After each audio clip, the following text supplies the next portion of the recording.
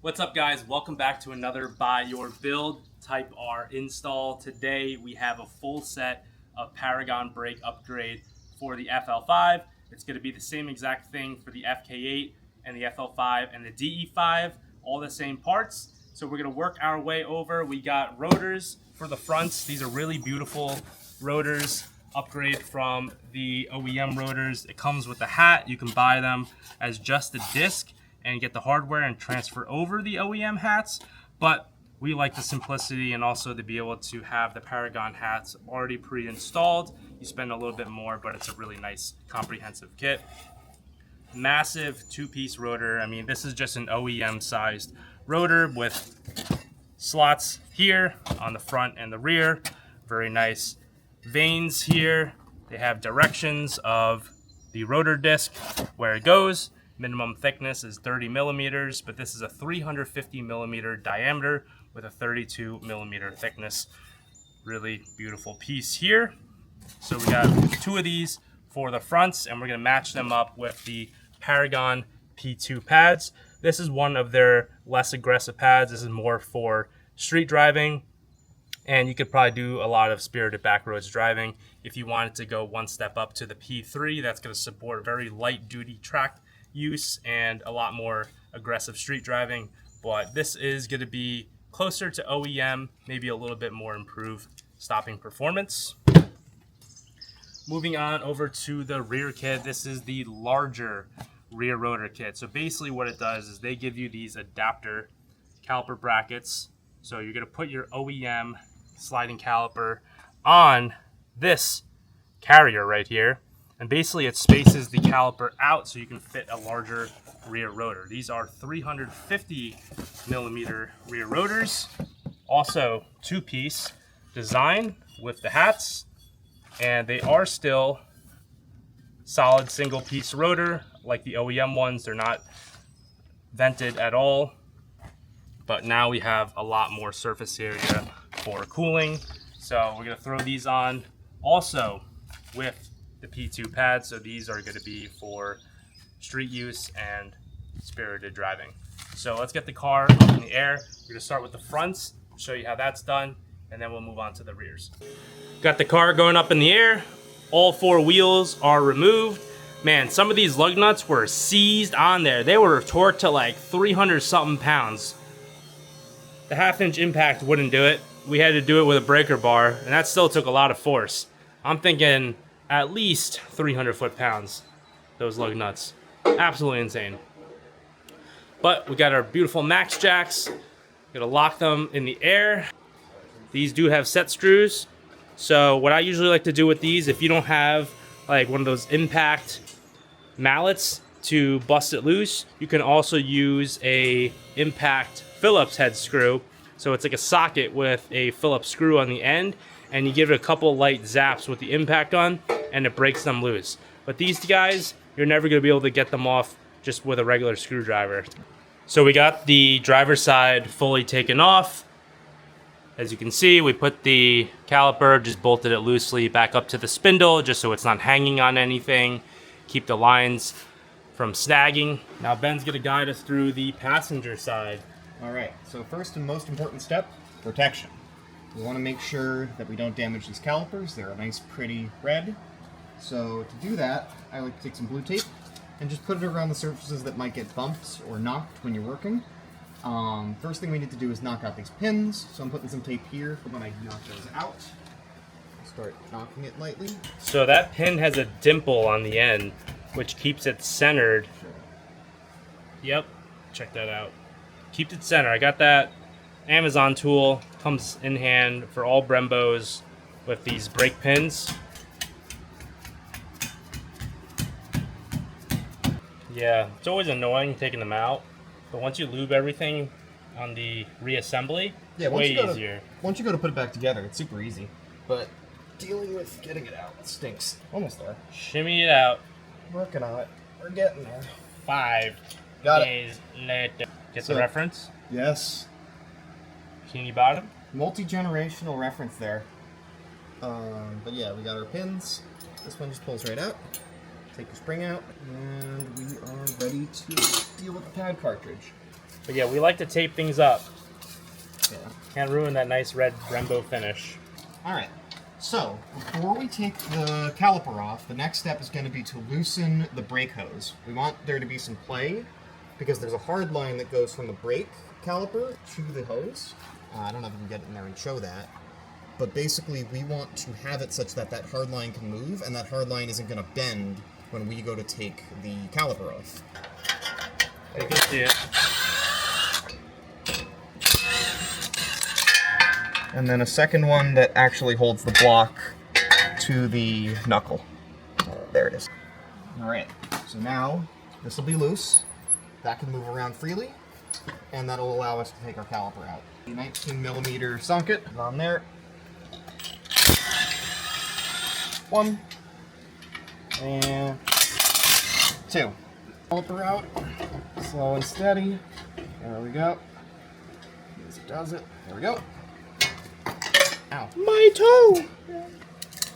So you don't want the pistons getting a little bit cockeyed in the bore. Nobody likes the cockeye. Nobody likes that.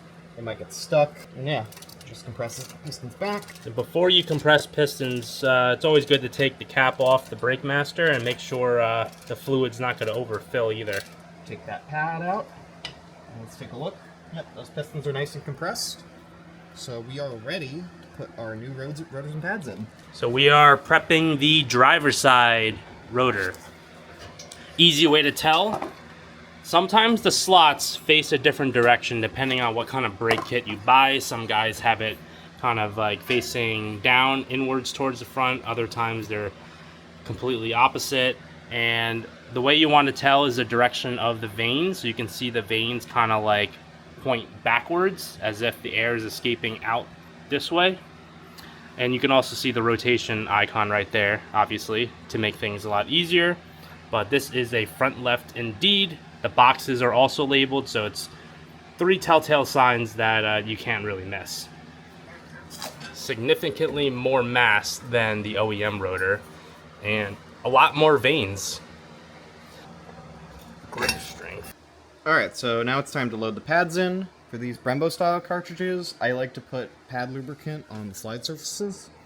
So on these pads, it's the sides and a little bit in the pad ears. And I try not to get it on the friction material, because that can contaminate the friction material. Over here, same thing.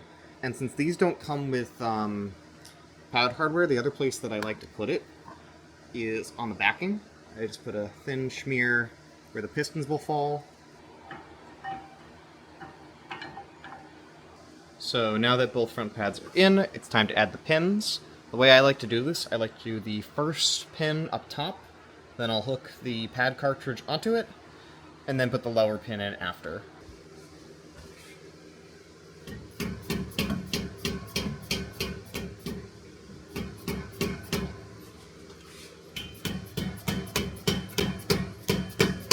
The front 2 caliper bolts get torqued to 101 foot-pounds, or 103 foot-pounds, excuse me.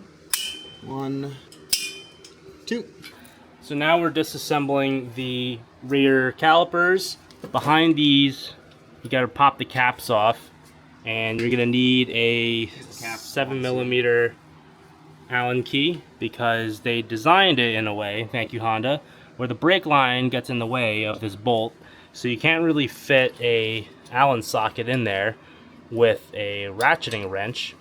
So you can do it by hand. It does come loose, and eventually it comes out. The bottom one you can put a socket on, no problem. So you could do it that way. Paragon pads do not come with new spring clip, so if you want to change that out, you'll have to get a new one elsewhere, or we can reuse the stock ones. Not really a big deal. And give it a wrench. Clip. Put that to the side, keep it for later. Should now be able to wiggle the caliper off. This can be a bit tricky. There we go. Got it. Oh wow. It was metal on metal in the back. Metal to metal. Holy crap. Crazy. Didn't even make any noise, did it? I didn't drive it. You drove it in. Yeah, I don't think that's enough to make a noise. I guess so. It's crazy. Mile an hour. Definitely needed rear pads. It's down to the rivets. Look at that. Wow. Let's see the other one. So usually when that happens, it kind of destroys your rotors too. Oh, this one's also shot. Let me try to get it out. It's fighting me getting it out. It is stuck in the caliper bracket. There we go. Wow. And so same thing in the back. These rotor screws tend to get a little stuck. So impact adapter socket. And there you go. It's a number 3 Phillips to take these out. Don't use the wrong one or you'll strip it out. Don't ask me how I know that. Alright, we'll get the bracket off now. 17 millimeter rear caliper carriers.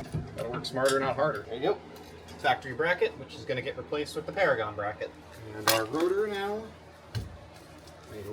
Persuasion. There it is. That's our rotor. Oh my. Yep. That's unpleasant. Cooked. Rear left rotor, same thing. It will tell you on the box.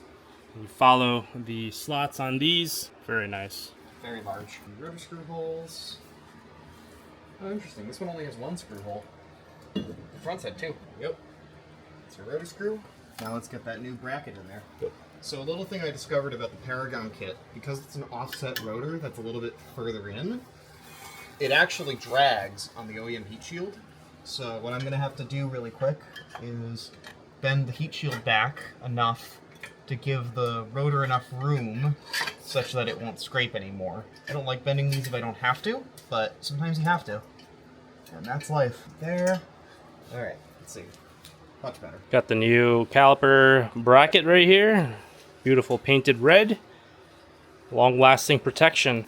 Alright, so our Paragon bracket goes exactly where the OEM bracket goes, as such. Gotta get it onto those ears. Slide it in nice and careful. The caliper bolts are being a bit of a stinker to get started. Trying to get them started. There we go. That's 1 bolt started. Let's get the lower one started. Almost. I think we are now on. Good. So now I'm going to zip down those bolts.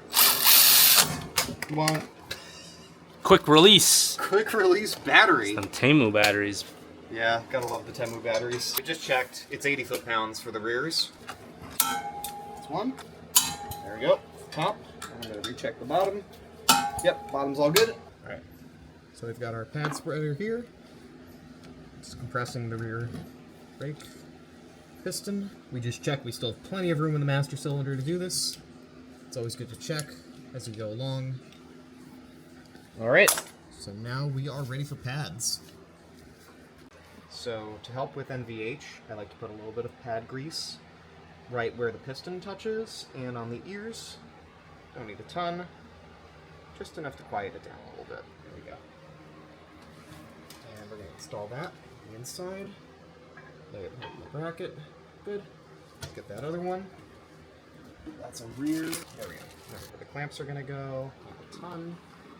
Just enough on the ears and on the car. There we go. So now we just need our caliper, and we're good.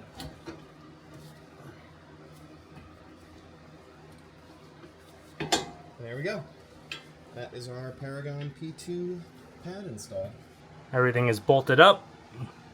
Got the wheel mocked up to show you the clearance to the rotor and the caliper. You can see with the TE37 SLs, 18 by 9.5. Plenty more clearance to go. Check them out. Looks great in there. Very happy.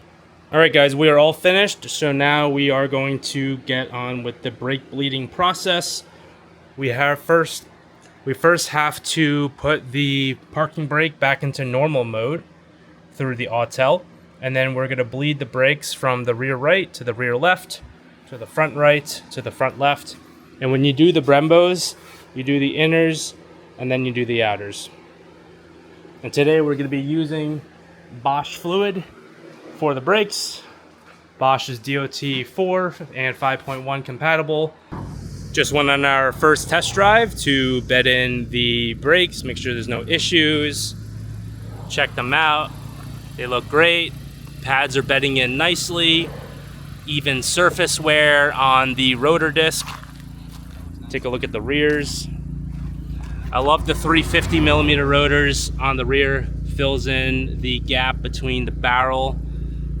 That looks really good. Fits the TE37s perfectly. These are 18 by 9.5 plus 38 if you guys were wondering on the specs. They're H&R springs, so it gives you a pretty mild drop.